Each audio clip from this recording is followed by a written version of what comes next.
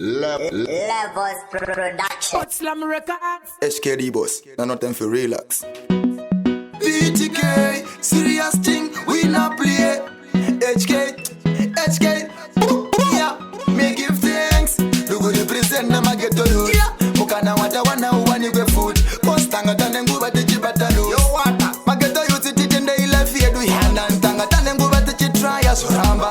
Pasho mapati na pati tende chaman. Yutire vechi dike vasoko papatan. Yeah, she no la fiedu yana. Nujado siya na nekare, she no shanan. Pasho mapati na pati tende chaman. Kuyutire vechi dike vasoko papatan. Anesko titiri kubata mari pati point yangu ili makuti kurera kapera. Nika ese zakadira futi tisutiri kukontrora sinu aisi chuti. Kana wedu wakapura tifetika uwana futi. Saka mango mato bika toisa pasero. Kutitire kezenga vatange variza pero. Baka kure pasikero ino nanga pasero. Ama sisi na simba mundi matenda iwo. Titende ila fiedu yana ntanga tane nguba tichi try suramba.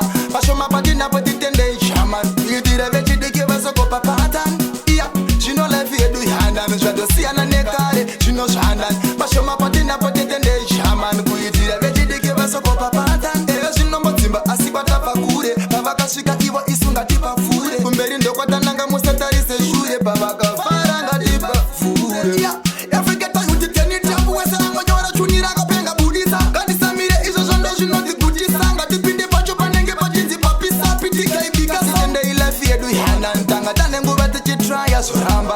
Pasho mapati na pati tende shaman. Yutire vechi dike vasoko papatan. Yeah, shino la fiedu yana. Nujado siya na nekare, shino shanan. Pasho mapati na pati tende shaman. Kuyitire vechi dike vasoko papatan. Anesko titiri kubata mari pati point yangu ili pakuti kurera kapera. Nika ese zakadira futi tisutiri kukontrora sinu aisi chuti. Kana wedu wakapura tifetika uwana futi. Saka mango mato bika toisa pasero. Kutitire kezenga vatange variza pero. Baka kure pasikero ino nanga pasero. Ama sisi na simba mundi matenda iwo. Titende ila fiedu yana ntanga tane nguba tichi try suramba.